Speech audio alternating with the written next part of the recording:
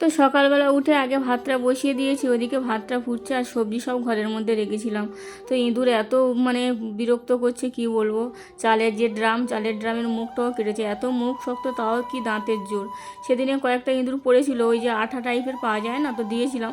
তো সেই ইঁদুর আমার মেয়ে এত দয়া, তো আমার বড় আমার মা ছেড়ে দাও, ওরা আর আসবে না। তো সেই ইঁদুরগুলো এরকম করছে। আর এখন এই যে সবজি কেটে নিয়েছিলাম, আলু আর কুমড়ো, সেটা বসিয়ে দিলাম। বেগুনটা ভাজা করতে করতে এই যে ঘর ঝাড় দিয়েছিলাম, বেগুনটা আর পুড়ে গেছে। তো যাই হোক, বোন যাবে পরীক্ষা দিতে, ওর জন্য ভাত বেড়ে দিয়েছি। আর এখন এই যে একটু কলমি শাক ছিল আর উচ্ছে ছিল, একেবারে তরকারি করছি। তো একটু পান্তা ভাত ছিল, ভাবলাম খাবো, কিন্তু পান্তা ভাতটা কেমন একটু হয়ে গেছে, ওই জন্য আর খাবো না।